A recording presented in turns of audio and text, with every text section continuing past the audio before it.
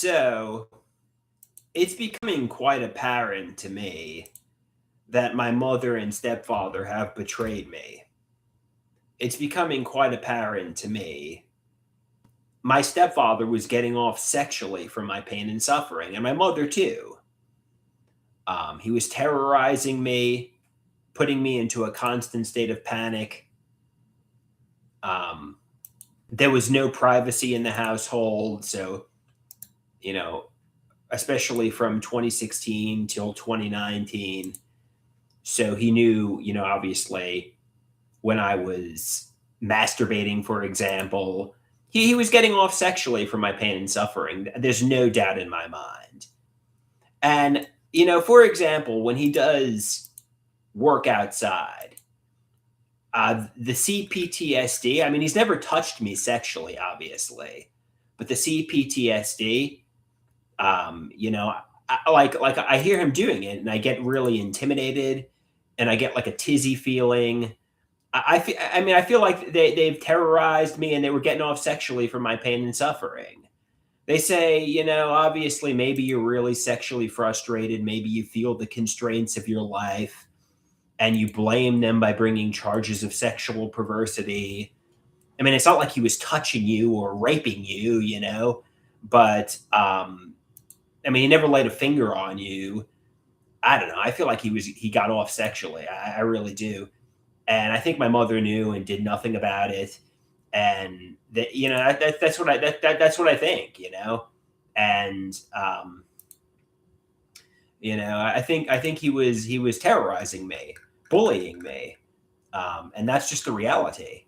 And I think they absolutely orchestrated bad things happening to me, and they pharmacologically abused me with a mega regimen of psychiatric medications, HIV prep. Basically, they were torturing me, and they deserve to be in prison. That's what I feel. And Dr. Copland deserves to be in prison too. And you know, they say, if this is true, why are you living at their house? Why are you letting them feed you dinner? Get out of here. Lose your. I mean, if they're really like, Joseph Fritzl, like raping you and keeping you in a dungeon, why would you stay at their house? That doesn't really make sense. You would do everything you can to get out of here. It's not like you have Stockholm syndrome. I mean, if they were really like keeping you in a dungeon and raping you, I mean, which the door's wide open. Obviously, I'm not financially independent, but yeah, I mean, realistically, yeah. So just calm down. Just calm down. I feel like they've betrayed me. I feel like they've betrayed me. I feel like um, they won't communicate. They won't take accountability. They won't fess up and own up to what they've done. And I've caught them red-handed in lies. I've caught them red-handed in deception, and they just won't communicate. They just won't communicate. You know, and it leads me to believe basically what that means is everything I suspect is true is true. That's what it leads me to believe.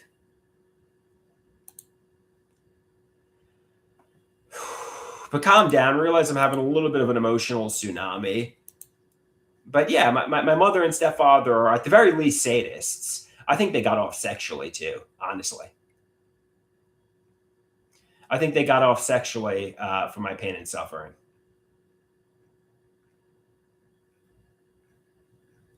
And it's pretty obvious they did, but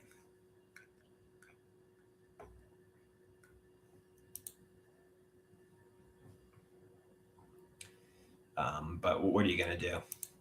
I mean, it's not like I mean, in order to prove my mother and stepfather got off sexually for my pain and suffering, I need to get Dr. Copland to corroborate that, and he's negligent himself, and he's just going to say you're delusional. You needed the meds, So it's just it was your choice to take the med. Yeah, was it really though?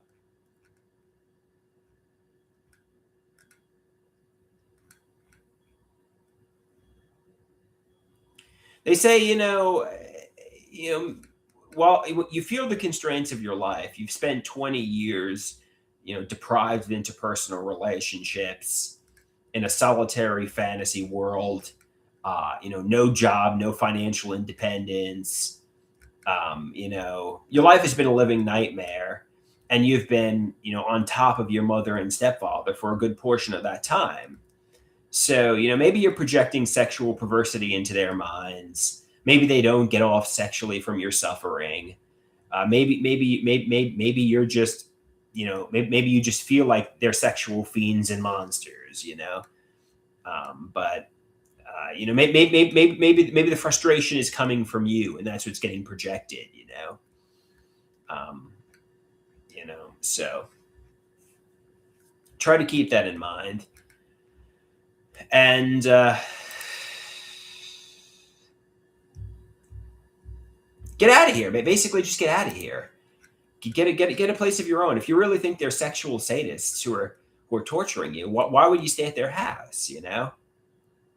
Well, I mean, obviously because I don't have money, but I mean, at the very least, they bully me. They tell me what a loser and a burden I am. They treat me with disrespect. They treat me without dignity. That's true. They don't respect my boundaries. There was no privacy when I was in their part of the house. That's true. They treat me like a child. I'm the passive one. I feel like they terrorize me. I mean, that's true. But do they get off sexually for my pain and suffering? I think they do. I think they do, but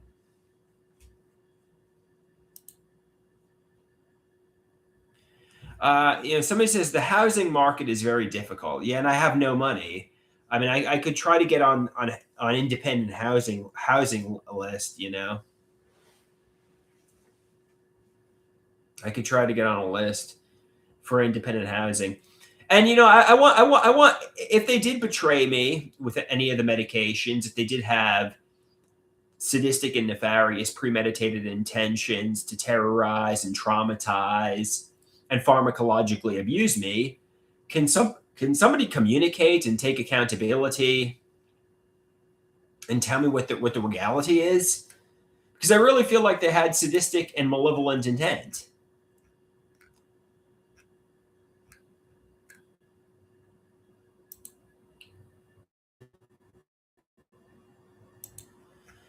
It's like they don't want to communicate, because if they say, "Oh yeah, no, we were torturing you. We were gossiping about you to all the cousins, step family, second cousins, saying what a monster you are, how severely mentally ill you are. We were isolating you from all the fun and life of luxury. We were giving the money to everybody else." Like if they confirmed and cooperated that, I'd be really angry. And they don't want to deal with that, so they just deny reality. They don't take accountability. You know, Basically they were guests, but they were just making me out to be the problematic one to all the flying monkeys, and everybody just said, "Oh, Andrew's the monster," and nobody really questioned it. But realize the reality was I was being terrorized and tortured by my mother and stepfather.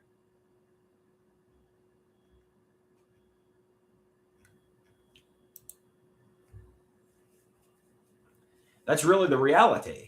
But they all my mother got to the flying monkeys before I did, and she just told them all, "Oh, Andrew's the problematic one here." Meanwhile, I was the passive one who was getting abused by narcissists.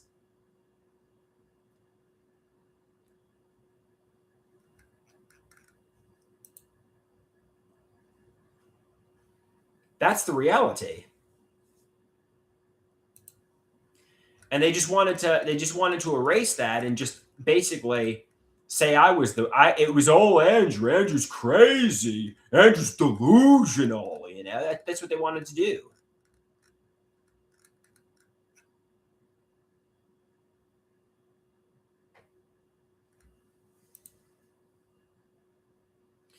Somebody says, get a job, save up money, move out. Yeah, that obviously is the answer. The answer is getting financially independent and losing my dreaded man-child self-descriptor. That's the answer here. You know. Because obviously it's a real hostile, dependent relationship. I'm obviously frustrated and enraged by my dependency on my mother, and she's. I mean, not that she really takes care of me all that much. She leaves me in solitude and stonewalls me, but but yeah, I mean, she's frustrated taking care of me, and I feel like she's like the warden in the Shawshank Redemption, leaving me in solitary confinement, and torturing me. But they say, I don't know. They say the door is wide open. Nobody has you in here at gunpoint. You're free to go and do anything you want.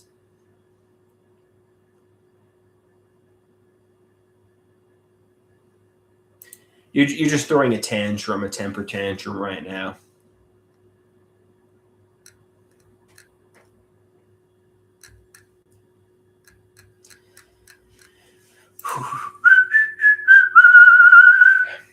All right. Um, but is that the truth? Is that the truth? Or, um, were my mother and stepfather villainizing me? Were they sadists? Were they deceivers and monsters?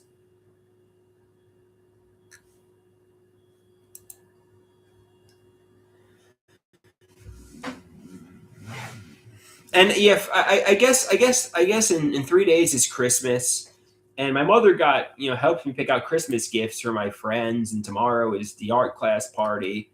I mean, they say your mother and father probably, you're their child, so they probably love you in their own way. Your stepfather though doesn't love you. I feel like he actually sadistically wanted to hurt me. I feel like he actually wanted to see me get hurt and terrorize and traumatize me.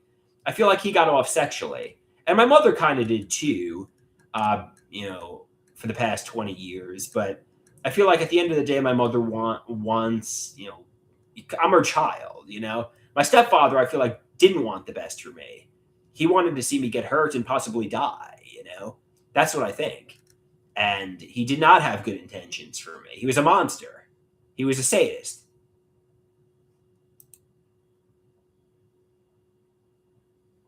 I mean, at least my mother and father, yeah, they were neglectful, but I think ultimately, in their own weird, twisted, narcissistic way, they love me.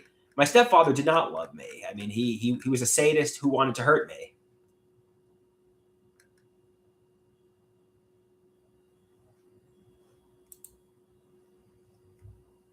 My mother will never communicate and take accountability for that. She'll say you're delusional because she has a complicated relationship with him too. But that's the reality.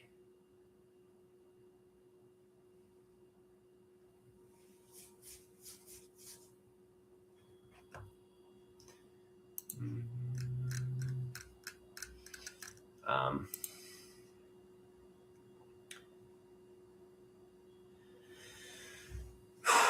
so yeah, I mean, I had a tsunami here.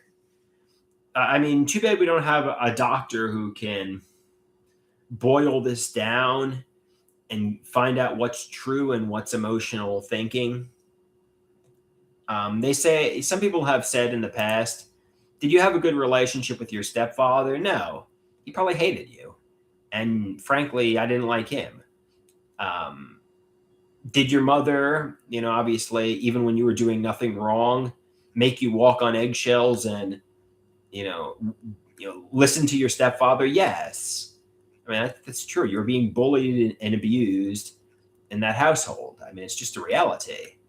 That doesn't mean they were getting off sexually. Like when you were masturbating and he was screaming, "Kylie, go potty." That's probably coincidental. He probably wasn't saying, oh, And when you were going to the bathroom and he's screaming, "Kylie, go potty." I mean, that's probably coincidental. There was just no privacy in the household. He probably wasn't doing that saying, "Andrew." He wasn't calling me the dog. He wasn't saying, "Andrew, go potty." That was probably just no privacy. But he probably knew I was, using the restroom, obviously.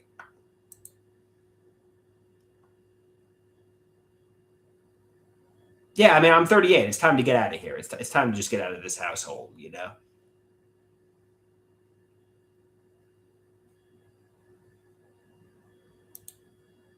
I mean, like I said, I feel like he's.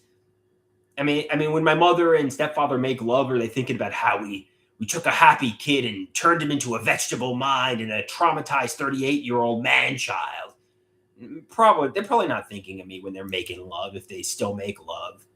You know, when I was running from 2005 to 2011 and could have died, were they saying, "Oh, we're going to make him a human sacrifice," like the Mayans and the Aztecs and the Blue Blazer from the WWE, and they were getting off for my pain? And I don't know.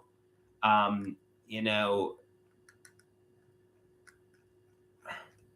if they were getting off and villainizing me to all like the family, they'll never communicate and take accountability for it.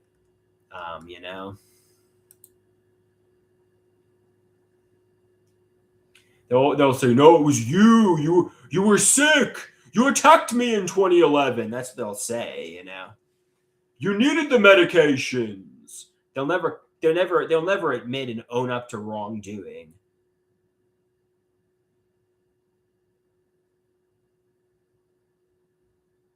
I don't know. I don't know. Yeah, I guess just end this live stream and go back to bed, I guess.